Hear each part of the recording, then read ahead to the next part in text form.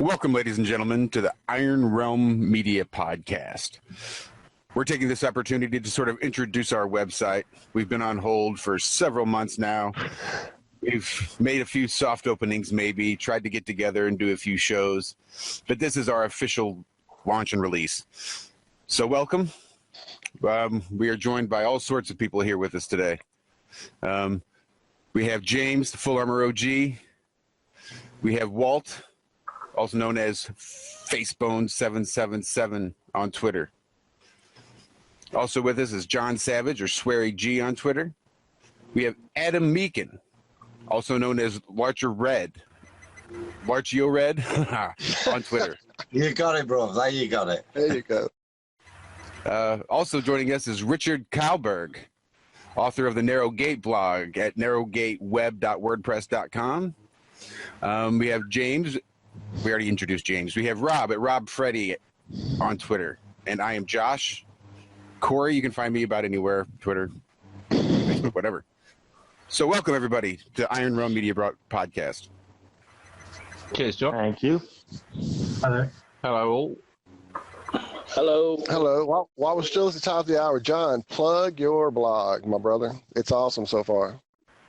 Oh, bloody hell. I can't remember what it is. What's it called? Savage Plains. There you go. That was on the spot, see? Sorry, I didn't mean to put you on the spot, brother. That was awesome. Yeah, But Savage Plains. I'm glad you asked. Nice. What'd you say, John? SavagePlane.wordpress.com. That's Plane, Savage Plane. That's right. It's a little thing I discovered this week. So, yeah, I've been having a bit of fun with that. I'm glad Awesome. you put John on the spot instead of me, Walt. Say again, Rich? I'm glad you chose to put John on the spot instead of me. It's like trying to remember your passwords. Like, oh, shit. Yeah, cheers for that, Walt. Yeah, I had to pull yours up, Richard, just to make sure I got it right. Oh, thanks. I recommend everyone have a go. It's such an easy way of storing your information because I've got absolute mountains of information. It's something like a 400-page document just full of links and everything I've found. And yeah, it's a great way to. I'm basically slowly migrating all of my decent links onto the blog, and then hopefully I'll get to the stage where Richard's at, where anyone who asks a question, you just send them to a blog post and get rid of them. Yeah, exactly. It's quite a nice position. The trick then becomes organization and table of contents, hey? Yeah. Yeah, I Richard warned me about that. I spent about a day and a half writing a table of contents to kind of provide an abstract or summary for my blog. Yeah, I don't know how you did that, Richard. That's bloody prophecy. That is. I don't know how you did it. I'm just winging it. Hey, Rob was saying something really interesting earlier about, or was it the other day, about the angle, Rob, of what's happening, the arc of the sun. Is that still going on for you? Yes. So this morning I'm watching the sun come up at about 102 degrees, but the sun is arcing from my right foot to my left shoulder. I would have thought once the sun got to 90 degrees and beyond, because I am above the Tropic of Capricorn, I'm at 19 degrees, I would have thought that the sun would be moving from my left foot around to my right shoulder, if everyone can understand that. Yeah, something screwy there, isn't it? Doesn't really make sense. No. Well, I marked a line. I've got a shed pole here that I marked.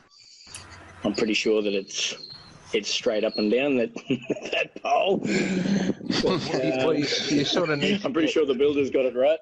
But so I marked a line, and the sun is definitely moving to my left. You sort of need to do is get one of those silly globe things with a map on it, and and a light and sort of trace what it looks like from the actual, from turning the ball on its 24-degree tilt and blah, blah, blah. That would be really cool to sort of stick a camera on the ball and turn it slowly with one light on in the room and see what angle or arc it makes on that. Other than that, I don't really know how to visualize it. It's hard, isn't it, with the tilt and everything? Yeah, it would be hard. You have to almost mount a camera on the ball. Common sense would tell me that once it got to 90 degrees, so it was directly above my head, say in around about the early October, I think it would have been 90 degrees for me, straight up and down. But after that, it would be sort of arcing the other way. You mean when it raises? Do you mean it rising at 90 degrees? Yes, that's right. Yeah. Got you. Yep. Got you. That's So due east. Yep. Yeah. So it's at 102 degrees this morning. So it's beyond that 90-degree mark. You'd expect it to come south of you, wouldn't it? And you're saying it's yeah, and back down again. And that should how it be working on a flat Earth too. It should be arcing the other way on a flat Earth too. As it goes around me. As it goes around me, it should be going the other way. But it's not doing that. That's interesting too.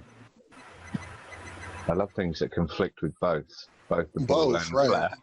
That's why I was just unmuting to say, well, that doesn't work in either model. Very interesting. Yeah, we need more people in the south, don't we? We definitely need someone in deep New Zealand to check these figures out with you, because everything seems to go screwy in the south. North is quite predictable, I think. We'll move down here, John. No chance. James, it's not as cold here, James. It's nice. I've been to Australia. I love Australia. I would move in a heartbeat, man. Yeah, I love Australia. Absolutely, it's the Australian government and that I don't particularly like. And I was meant to be emigrating to Australia a few years back, but pulled the plug on it when I realised I could probably handle myself better in the UK with the police state we're setting up here than I could with an English accent in Australia. And I think I made the right move there. We've got heaps of English working for the company that I do, John. Lots and lots and lots of them. Are they like 2 or 3 in my office alone? I bet you give them a hard time. And one of them's from Nottingham, Adam. Yeah, mate. Bloody immigrants, eh? I had to go and talk to him to ask him what oot meant. It's out. It's out. It's out as out. In, yeah, out, like, yeah. It don't mean out anything. at all. Anything. Yeah, I guess it means anything. That's it, yeah. It don't mean out, that. Well, why don't you write anything? Is that hard? Look, questioning grammar and slang from an Australian is really cheeky, really. I admit we can't talk proper as lot, but I'm not saying a word. It's out on me duck. We've got all sorts of accents here. I'm just lucky I can hear all you guys, eh? What have we got? We've got deep south redneck. We've got... Yes, sir. I'm not calling you a redneck. So I take offense to that. Scandinavian, is it, Richard? Well, it's a bit of a mix of everything. Yeah, right, same here. Northern England, Australian, Canada, is it? Have we got Canadian? Yeah. It's I'm James. Italian, Irish by blood, but yeah, I'll take it. Canada. Yeah, to Canada. Yeah, you say a boot, don't you? I don't know what you're talking about. That's outrageous. Years and years of listening to Dean Clifford and others hammered into my head the Canadian language accent. Sorry. You do say A quite a bit, James. A. Really? I don't even notice it. Hey. Nothing wrong with it. Not a thing. So let me take a quick poll quickly. How many in the room here believe that the moon and the sun are real solid objects at this point? And there seems to be a lot of talk about translucent refractions or images casting from somewhere else. Like, seems to be a big thing right now is the shape and material of the sun and moon. What do you guys think? I mean, if you look at the moon, astronomers are recorded seeing stars through the half moon when it's not full moon for centuries, and that suggests that it's translucent. Yes, definitely. Yeah. I mean, I'm trying to find evidence. Oh, sorry, you go ahead, Walt. No, go right ahead. I was going to say, I've noticed the whole effect of seeing the blue through it, and and everybody's like, well, no, you're seeing the blue in front of it, and that just doesn't work out from light, and it just doesn't work. And then I've seen the stars through it. I've noticed it myself and thought it had to be just a trick of the light, or this was way early on in my astronomy days. So. And for me, I don't know about you guys, but I'm more observing how it is sort of person. You guys think too much for me. Honestly, an experiment for me this morning was drawing a line on the cement. That's how easy it can be sometimes, just to have a bit of a think about what's going on in the world. Drawing a line on the cement and seeing what's happening. Zetetic empiricism. I'm with you, Rob. I need to see things and visually see it. I've seen the videos of the stars through the moon and everything, and I didn't want to jump to conclusions that it was through the moon. So I was also entertaining the idea that the stars are in front of the moon. Like, we can speculate on what the moon is, we can speculate on what the sun is, all we like. That's just speculation, isn't it? It's just... I agree. Yeah. Well, trying to prove that, right? I mean, I tried to look at the craters on the moon and see that at the edges, the craters are more oblong shaped, oval shaped than they are nearer the center. So that sort of fits in with a semi-sphere. Of course, none of us know what the back of it is. It could be a slice of orange. We don't know. But speculating is the you could disappear down that for forever. And I think we only get to see that one side of the moon anyway, so we can't even judge for sure if that's a concave or a convex moon that we're seeing. It could very well be concave. Absolutely, yeah. So it could be semi-hemispherically inclined, concave. Well, it's interesting you say that, Josh. Have you guys ever watched CD's Take Back Space Television, his presentations of live footage of the moon with his P900? Now he's got 4K and all that going. During some of his videos, we've watched, and he plays music on his guitar, and you'll see this effect where the craters suddenly invert and become convex versus concave and pop in and out, and you see it happening. So I'm thinking that's a very good idea, kind of like those like the Jesus statue imprinted into the plaster, and you walk across the room and it looks 3D because it's inverted into the plaster, that kind of thing. That's an interesting thought. Yeah, there's a good video out there on YouTube for a substance called Vanta Black or Fanta Black. It's like this new black that absorbs like 99% of all the light, so it's just like a black hole essentially. And they were just showing. Go ahead, James. It's a different kind of coloring. It's the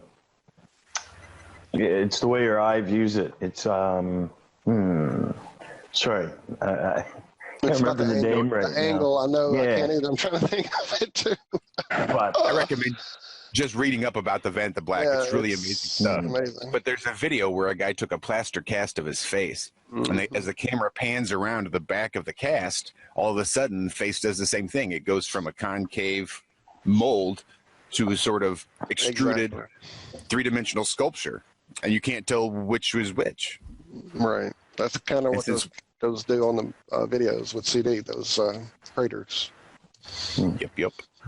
Have you seen that experiment with in a classroom where a teacher with students around, he's got this apparatus which is two curved mirrors, like imagine two plates on top of each other, making like a capsule, and he's got a small pig standing in the bottom of one, and there's a hole in the top of the disc. I don't know how to explain this better, but and it creates a hologram that looks perfectly solid.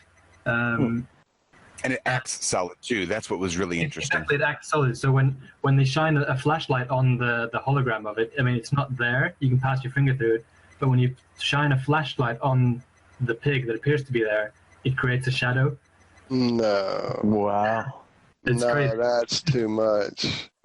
Imagine like a ping pong ball that you cut in half, and on the inside is a mirror. And then on one, you just poke a little hole. So then you put the pig in the bottom of one, and then the other half with the hole you put on top. But now out of that little hole on the top comes this hologram of a pig, whatever's sitting in the like bottom. a little toy. I've seen the little toy. right. It's like it's like a UFO shape mirrored inside, and you have the little whatever you put a coin or a toy. Yeah, Okay, exactly. but I didn't realize you could shine a light on that projection and it casts a shadow. Yeah, it does. I'm going to buy one today now. Oh, that's insane. Go ahead, Richard. What were you going to say? That was all I was going to say. Oh, all right. Well done, then. I Anyone just got a wanted to, video of that? I can see if I can find that. Wow, that's making my brain reel at this moment. Graphic pig on YouTube or something. wanted to go back to something Rob touched on too, is simplicity, eh? Keep it simple, you know. There's a lot to be said in like people complicating flat Earth. I find that everything is so complicated and it has to be so grand.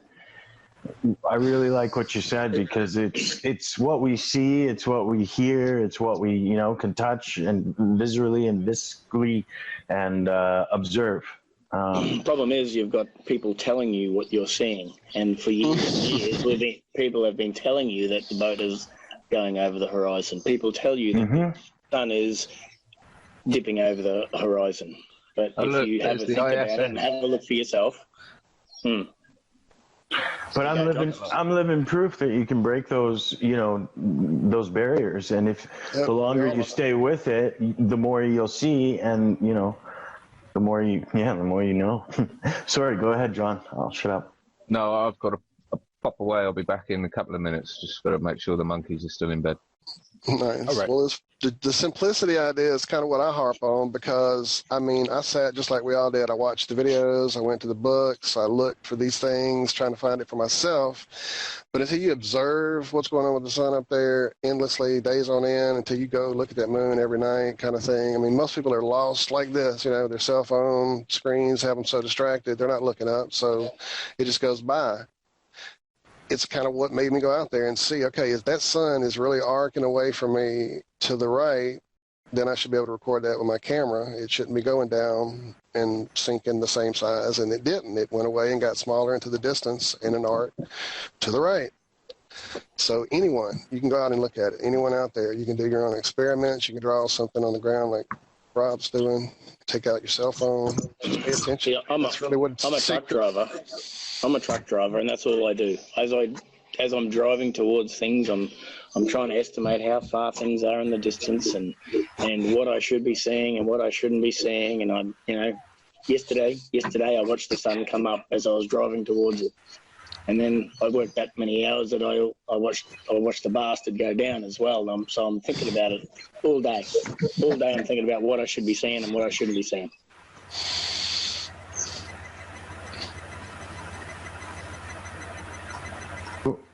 That's why I wanted to mention it, because the simplest thing, like there's being no curve, is all we really need. We get so focused on so many other things and mass and formulas and this and that, you know what I mean? But anyways. But Adam, I could probably explain this one to Adam as well. I know I've said it to you guys a few times, that you've got an island or a hill that's, say, 30 or 40 miles away, and I see them all the time. Those islands should be changing shape as you're getting towards them. You should be seeing more of it, not just getting bigger, but you should be seeing more of the island. That's starting to see the base of the island or base of the hill as you're getting towards it. But that's not what happens. I can be 40 miles away, and that shape of that mountain or that hill does not change as I get closer to it. And that, for me, is one of the best proofs that I've found. I think I watched a video this afternoon actually on that. There's a gent doing comparisons of mountain heights at a level viewing perspective, and demonstrates that mountains sort of 30, 36 and 42 sort of miles away, all of comparative heights, are all still got the same comparative height. Do you know what I mean? Seen that one. That was the hiker, wasn't it? Was that the hiker, Adam? Yeah, that's I've seen that. It's very good, isn't it? Very good. Cool. Yeah. It's called Mountains of Evidence, I think, isn't it? Or Mountains of Proof or something like that. Can you send a link? I want to watch that. That's interesting. Does he address anything about ever seeing a variation in those mountain heights? I think he was only up there for a couple of hours while he was filming it. So it's not like a thing. Yeah, it was hard. It was tough for him to get to, Walt, because he was trekking all through. Right. I'm not sure what state he was in, but he was trekking all through whichever state it was, and he finally found a couple of hills that were the same height. And then so it took him a few days of him camping out and trying to get the evidence and trying to get the info right. You know, he had his little altimeter there, trying to get the right heights, and so it was actually quite a trek for him. He did well. My brother, as you all know, is still wrestling with all this and looking at it and fighting hard against all the programming. He, on his daily drive there in Oregon, always sees Mount Hood in the distance. It's huge. You see it. And at a certain point on his daily trip, he's shown it to me 3 different times now. You go through this area where at a certain area you pass by an overpass sign that's coming up to let you know an exit's coming up. And at that point you see the mountain through that signage. And on different days, it's at different heights. I don't know how to explain it. I mean, maybe it's the old theory we are floating on water and on the backs of the turtles all the way down. I don't know. It's just, it seems like there's an undulation occurring on the surface to these land masses. Did you see the footage that Jaron put out across a bay, and it was showing the town on the other side of the bay? I think if you do a search on his channel for Horizon, I think it's the top one. It's about 26 minutes long or something like that, and it shows the town across the bay rising and lowering as the atmosphere of the day changes as the sun comes up, and it's really interesting. You get to see different heights, don't you, of the shoreline as the different air temperatures change and everything with it. But but also the landmarks, the actual land, it seems to be raising and lowering, as does the sea in front. So just as you're saying, Walt. Right, the same lane, same day. I mean, not same time of day. I've gone different days. Those 3 different times he showed it to me, and I definitely noticed the height different, like crazy, noticeable difference. So, yeah, that could be it.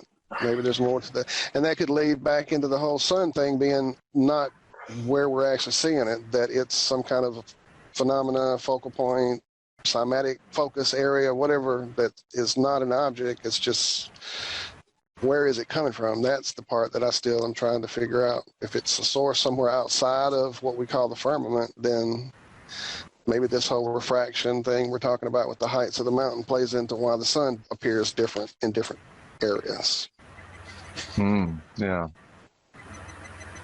I'm just queuing that up, so I'll share my screen with you. I was trying to find one to send myself.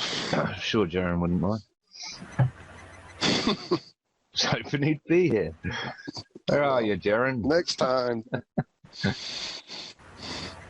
Yeah.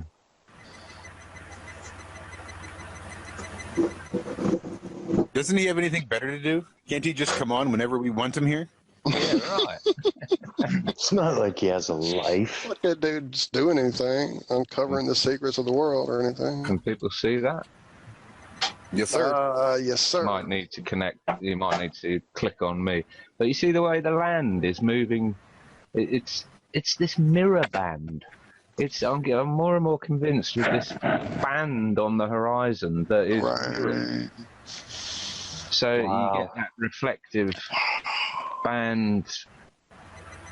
That I don't know. Yeah, that's basically probably exactly got to be it. What Paul's experiencing daily, I saw those 3 times. I mean, it's only when it's way off in the distance, but it seems quite consistent that, when they film the boats sailing away, then at some point you get a mirror image of the top and the bottom deck upside down. I mean, you've got to be looking for it to recognize it, but it's definitely there. And Yep. Phuket World did a great video with it, just with a lighter across a flat playground and showing how the lighter was being inverted by this mirrored band is the best thing I can describe it as. That's weird, though, isn't it? Hey, John, Oops, sorry.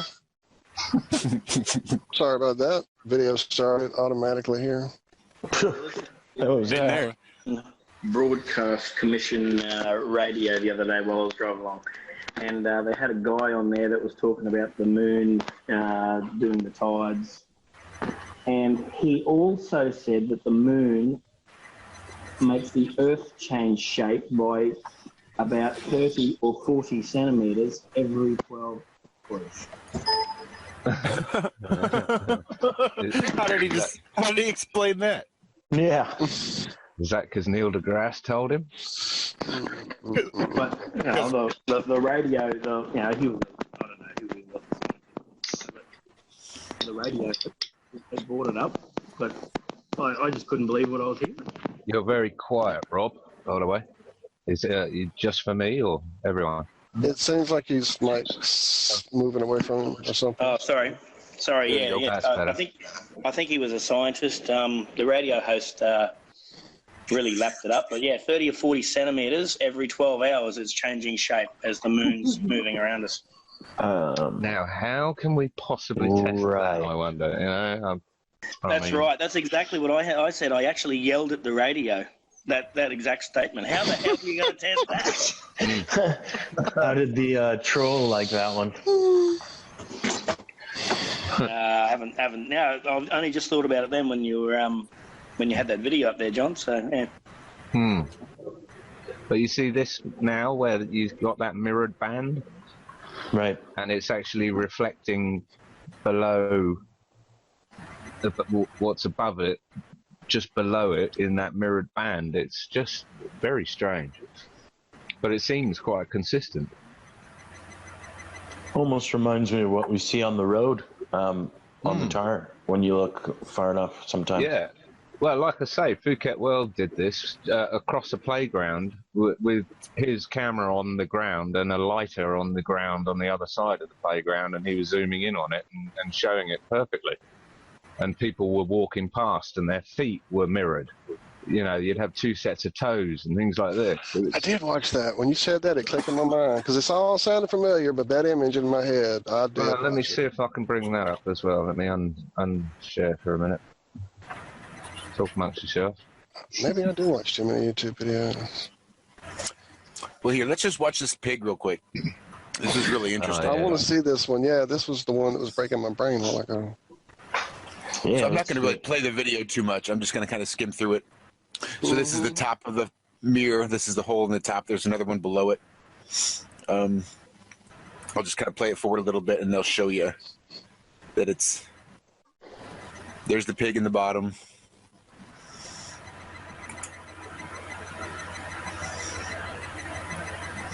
He puts the top on.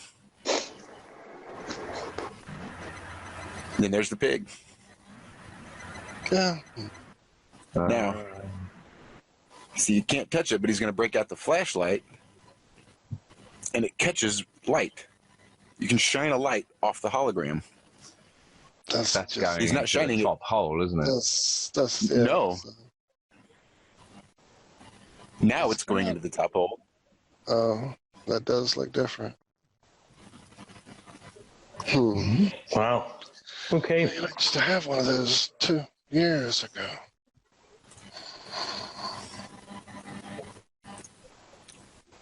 A copyright strike for that.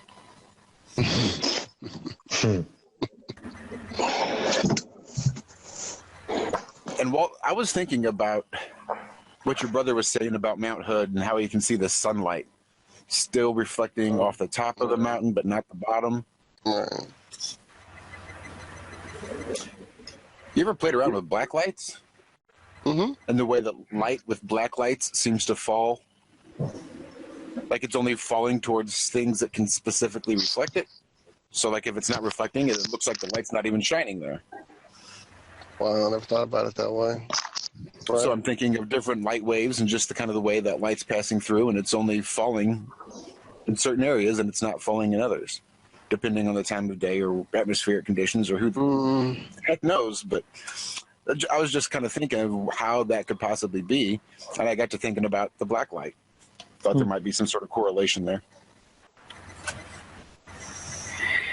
So different frequencies of light have different weight, and they thus fall differently and shorter or whatever, so you don't see things. Yeah, I got it.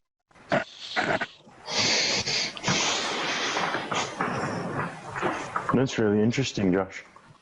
Okay, I'm turning the thing down. I apologize. I'm sending this video there real quick, too. Just that one with the plexiglass. Did you guys get a chance to watch over that one? I sent in the room. Yeah, that was fantastic. I think that has pretty much got to be the key somehow. It's just that whole question is, what is the source? Yeah, whatever you do, yeah, run that in the background, because that is absolutely eye-opening, showing you that the light source may not be where you're seeing it. Has everyone seen that? The plexiglass semicircles and curves and... I'm getting it queued up there and then sharing it to you, Josh. 1 second. It's a real eye-opener. I suggest everybody take a look at this one. Just have it running in the background.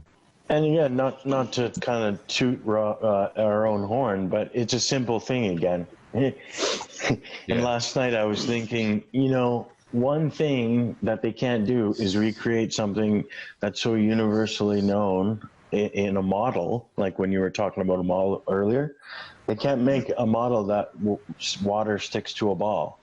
So it struck me as very strange that this huge, massive institute of science that is so good at recreating everything they do, because they swear by it, can't recreate anything in terms of the actual world they claim we live in. Yeah, exactly. I know it's simple, but I thought I'd say it. Yeah. They can't even make a model to prove their stuff, like a little, scaled down globe that'll work in any sort of way. Nothing, because they say that Earth is such a big gravity pull that there's no getting away from it on Earth. So they can do all their experiments off Earth, which none of us can get to.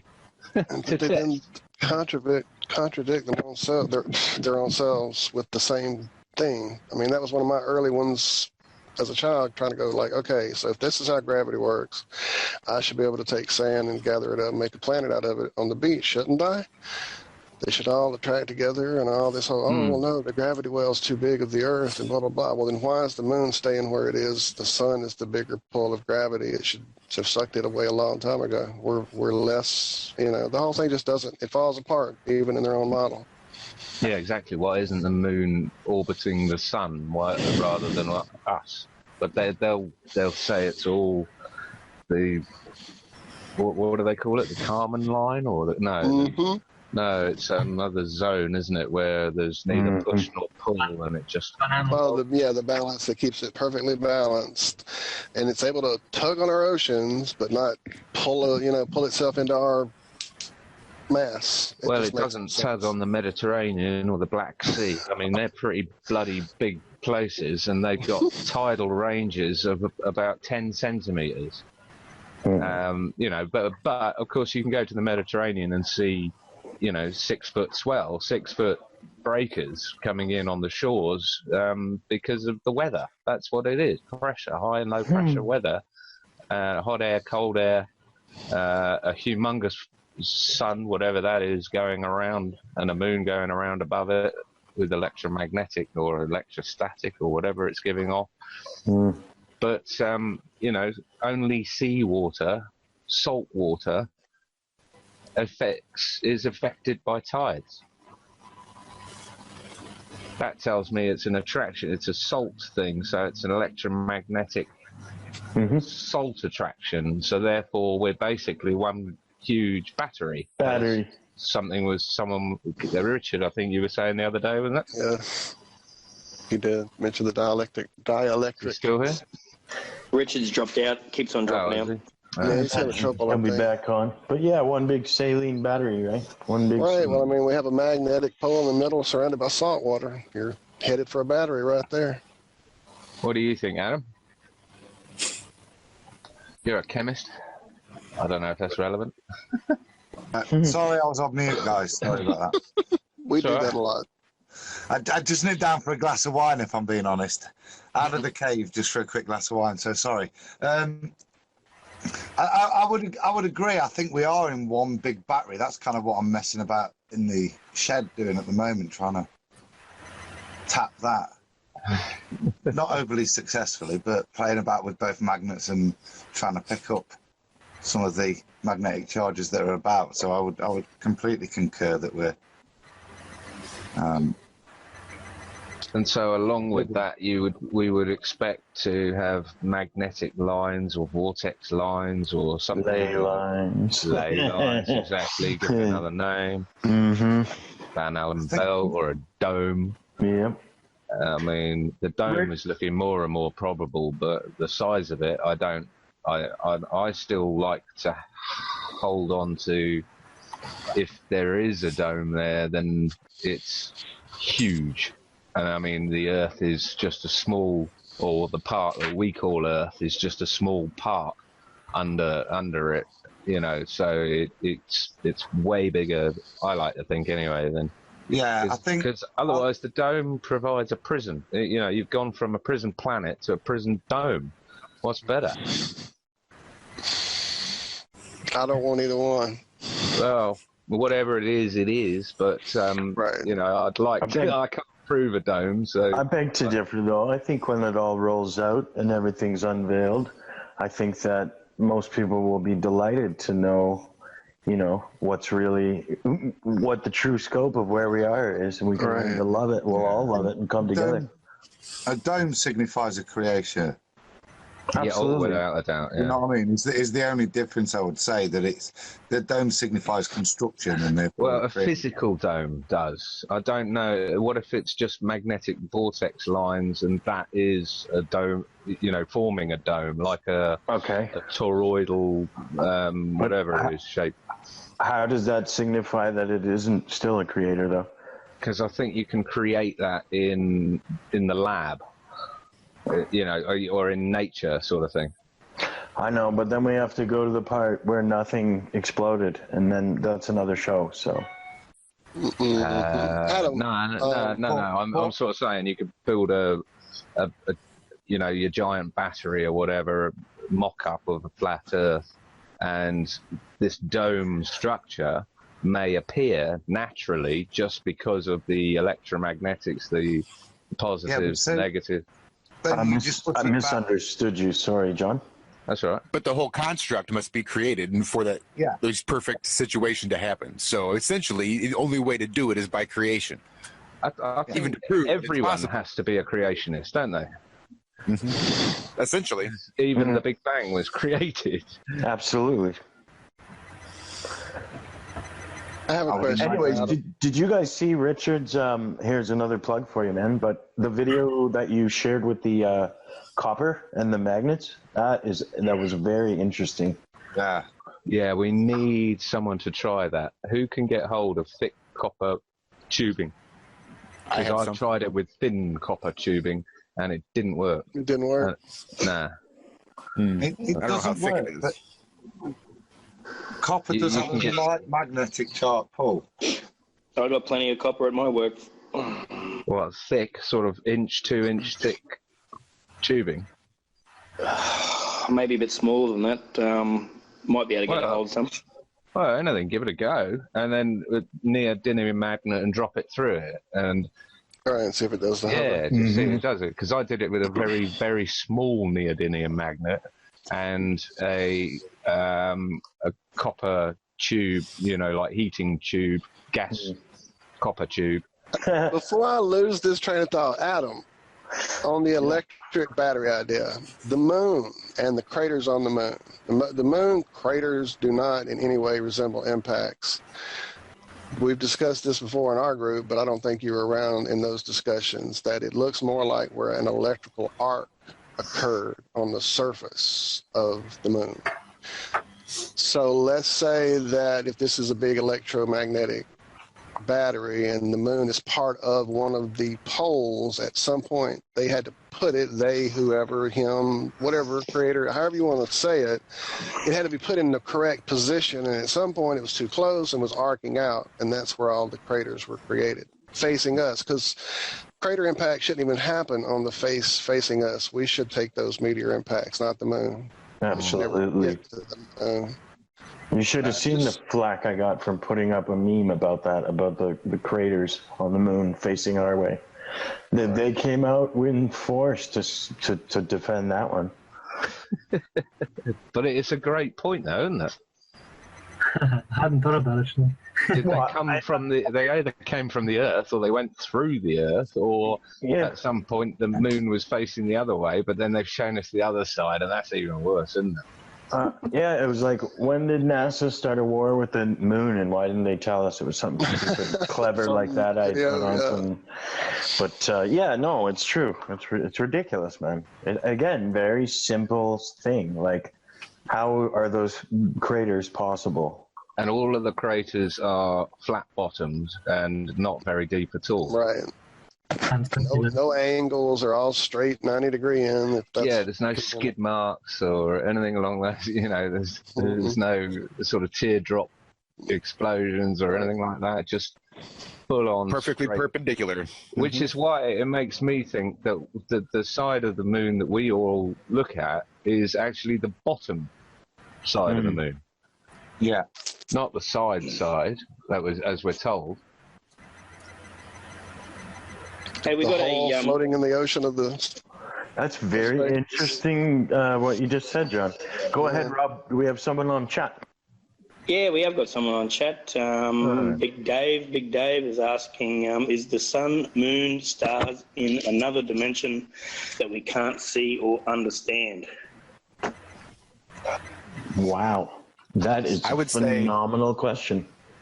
I would say we can see it based on the fact that we can see the sun, the moon, and the stars. The way the stars react on some videos and shots that you see, it just looks like they're in water to me, don't they? If you got a bit of a light in a glass of water, it sort of acts the same as the stars, if you know what I mean. Just the way they flicker, the way the colours change, and they flicker. It just seems like they're in water to me. Now, to go along with that flashlight experiment that Phuket World was doing, what if you took like a very tiny LED and did it over a long distance and zoomed in? Do you think that the moisture in the atmosphere and just the waviness of all the moisture in the atmosphere is going to create this same type of cymatic look to the waviness of that little tiny LED? So it's just what we're actually seeing is interference. I think it would disappear. I think it would, if you took a little LED and put it on the ground and did the same as Phuket World's video, which I can't find at the moment, with the lighter across the playground, I think at some point the LED would slip into the mirrored band and disappear. But that's a great one to experiment with, definitely. Well, we've had some great points so far. I mean, a couple things that we need to test and look at. Copper's hard to come by here too, so if you've got it, Rob, that'd be awesome. That would be awesome, man. Yeah, we use it at work. So Let's say an inch thick diameter wall, and you only need something like half a foot length of it. Yeah. And then just a normal square neodymium magnet. And it should, if that video is correct, it should slow down falling through it. So you're saying the copper is an inch thick, or the diameter of the pipe? The copper itself. Right, yeah. Well, that'd be hard to come by. That's huge. Yeah. Yeah, the stuff that we've got probably is inch when we're using it for industrial. Inch. But, as in inch diameter of the pipe. Yeah, inch diameter. Yeah, three-quarters of an inch diameter, yeah. But about a millimetre thick. Probably. Yeah. It'd be hard to come by that size pipe. Yeah, it would. Which makes me suspicious. Which is interesting now. That just makes me very curious as to how that was acquired. Unless it was maybe a teacher or that's interesting. My head went the same place at the same time, John. I can't think of any industrial use why you'd need inch-thick walls to essentially a 2-inch or an inch diameter copper tube. I can't see the need for that over engineering. There's an interesting connection to Coral Castle, Edley Scallon. If you look at his, motor, he's got thick copper tubes on the wall next to it. So probably related. Who's that? Edley Scallon, the builder of Coral Castle. Right. Yeah, copper tubes. Yeah, that's interesting. Yeah. I bet Tesla had some copper tubing lying around as well. Absolutely. Yeah. So the properties of copper, basically, it's not magnetic, is it? Or minimally. Very minimally, yeah. I think it's just conductive. Yeah, isn't it one of the superconductors? Yeah, I think it is. But how's your latest blog on gravity coming along? I'm 6,000 words into it. The bottom hasn't fallen through yet? Sorry, I got it. It's a Canadian cheese humor, eh? I've been writing a lot, so I've done a bit of background research on the Royal Society and Freemasons and Vatican connections, and then kind of getting to the science now. Tesla, Einstein. It's going to be quite a... Oh, there he goes. Just as he gets going. But yeah, I was hoping he was going to mention how ridiculous the numerology of the amount the palace is spending and what that number means, the 369 billion or whatever million the Queen. Go on, you explain, James. Well, I don't remember, but it basically is a very bad number combination, which means I think it's the tetrahedron. Richard's going to explain it. Richard's back. He can tell us. But that was very interesting. 369, Richard. What's that all about? Queen, building number. Oh, way to put me on the spot. Your turn. Well, it was Tesla, wasn't it? He basically said if you understood the 369, you would know the rest of the universe, blah, blah. I mean, there's a lot to it in terms of numerology, in terms of magnetism. I don't know how to begin to describe it. I mean, I wrote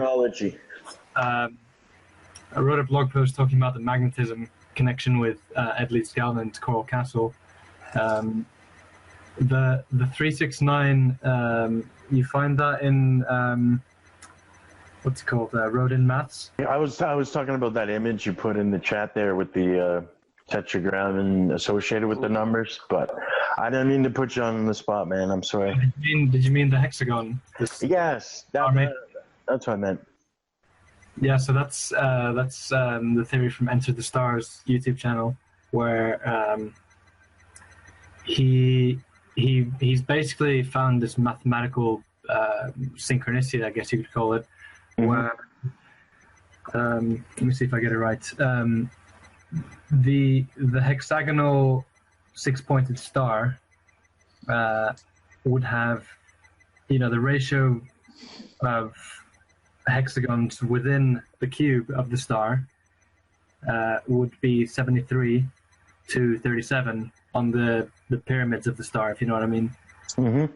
Pointy bits.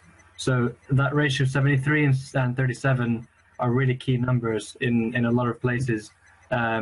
If you Google it or YouTube it, you can find some really cool videos on passages of the Bible that have 37, 73. And it's also closely related mathematically to that matrix, the cube star matrix.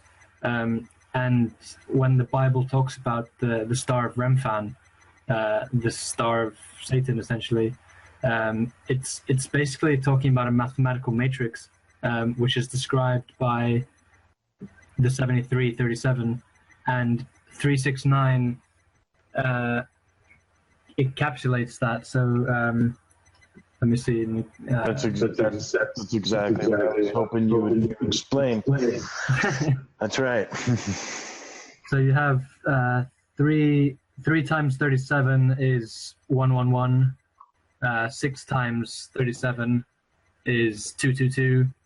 9 times 37 is 333. So you have 111, 222, 333. Then you take I'm doing this off the top of my head, so sorry. You take 3 times 73, and you get 219. You take 6 times 73, and you get 438, which is 2 times 219. And then you have 9 times 73, which is 6, whatever it is. It's 3 times 219, 657 or whatever it is. And so it's like this perfect mathematical, parallel.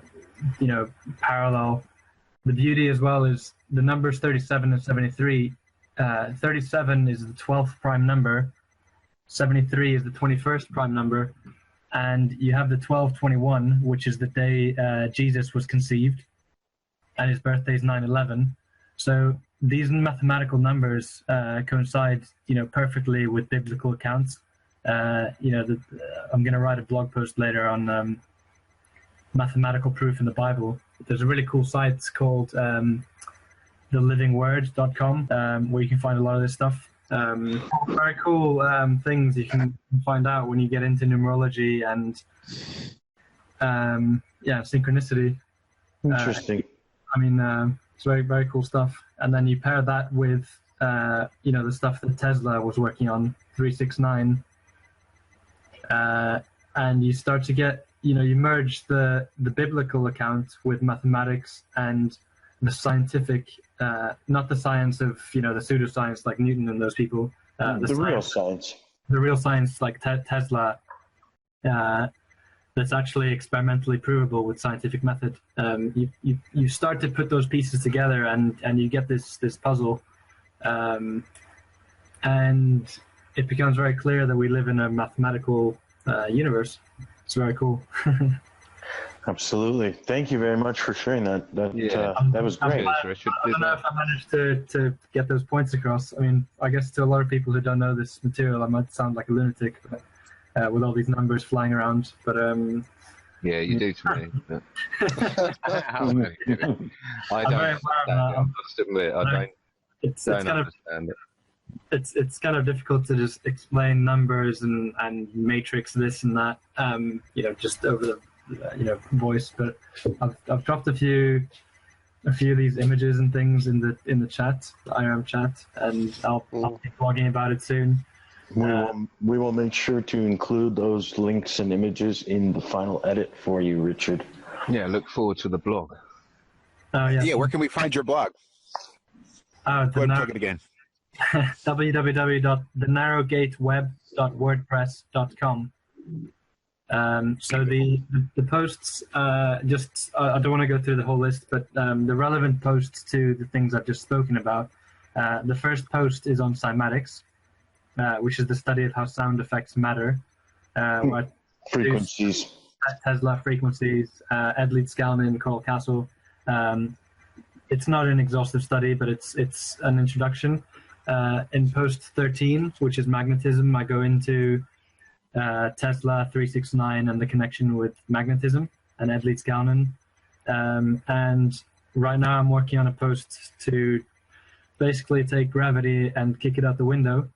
And then post number 27 in my blog will be the one on mathematical. Excellent. You must be getting a bit bored of being kicked out the window. I think. It's getting a little heavy. Right.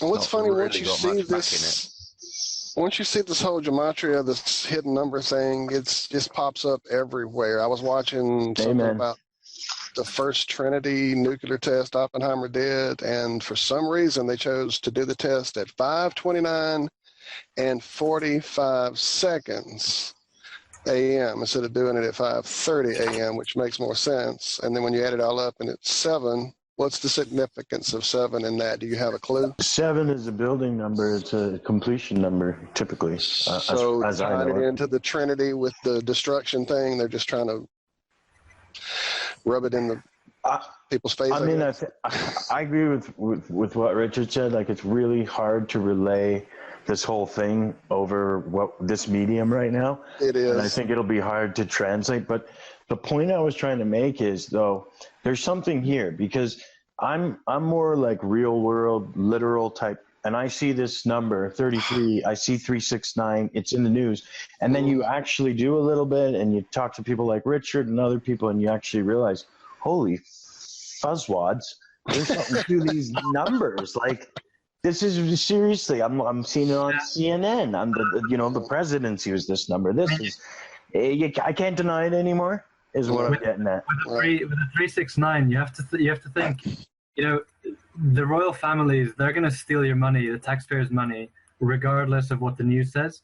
So that story that's put out by the mainstream media, I think it was in the Express, I saw one article, and then the BBC, the 369 million pounds to refurbish. I mean, that story is planted there for a reason. And I started decoding one night. I got a bit carried away when I was looking at a BBC I saw that headline, where you know how when you see headlines on CNN or BBC and these sites, they always put certain words in quotation marks, and you check the gematria of those words, and they start to form a pattern. And I did that one night on you go on BBC, there's 6 stories there, 7 stories or whatever, and I just picked it apart word for word, literally, and every single word had this numbers 33, 88, 42, all these numbers that create the narrative subconsciously in the mind. And the only way to kind of make this is kind of like sorcery. It sounds like a magic kind of wishy-washy term, but if you're not aware of how the numbers and subliminal numerical programming works, you're at the mercy of it. So the only way to deprogram yourself is to become aware of it and effectively bring this information from your subconscious into your conscious mind, so you see it. And once, like you say, James, when you're aware of the numbers and stuff, you see stories like 369 million, and you think, like, hang on a sec, what is this? And then you dig deeper and you get the real meaning, what they're trying to tell you. The headline is one thing, the story is one thing, but the real story is in the numbers. Well, it's a form of idol worship in my mind. They are idol worshiping the numbers, and they are always. It's almost I don't know. It's almost I equate it to a guy in the playoffs who's got his lucky jock strap. You know, they always pay homage to whatever numbers their leader has, and it's everywhere. I mean, I could go on even more about scarier stuff that seems to happen, and I don't know if it's in my head or pseudoscience. I've mentioned it before, but lately when I look at the clock, when I look at it's 3:33. Man, I was just gonna say. I get that all the time. I looked at my phone. It was 33% charged at 4:44 a while ago. I was gonna. Yep. I was actually on the phone with a friend and telling him about this, and then I walked past the barbershop, 33, and then phone charge, 33% battery or 69% battery. Or it doesn't stop. It never stopped.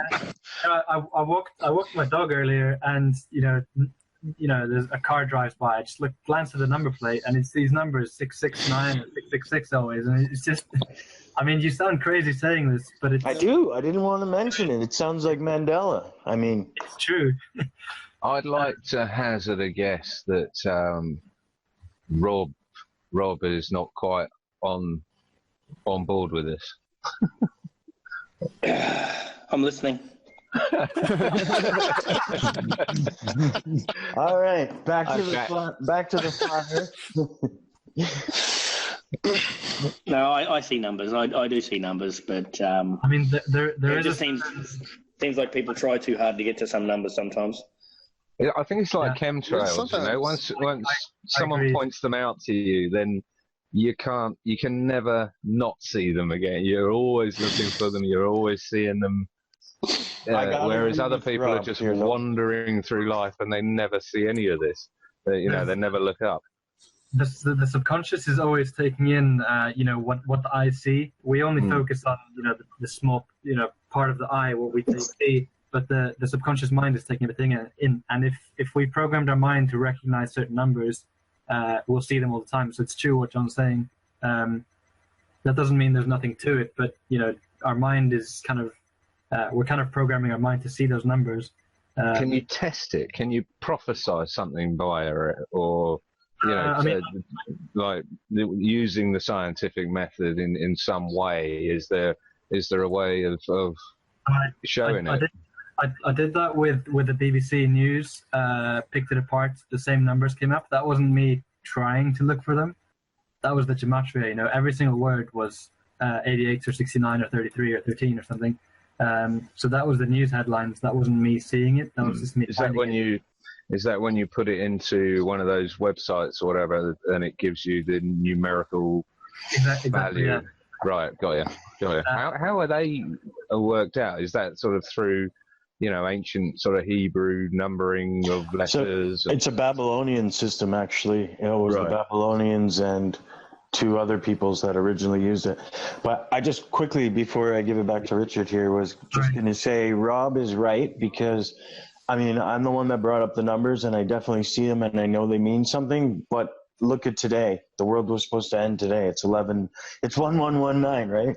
So sometimes they're wrong, and you got to keep that in mind.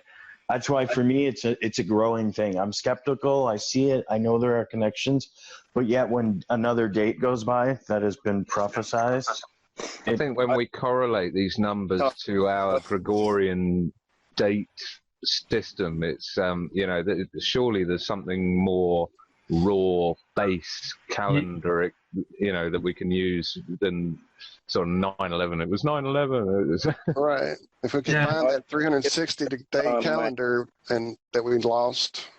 Every time there's a date that something's supposed to happen and it never does. It never does. Rob, there's a certain element with predicting dates. I mean, I wrote a blog post about November 16, because 116, 119, and these numbers always come up.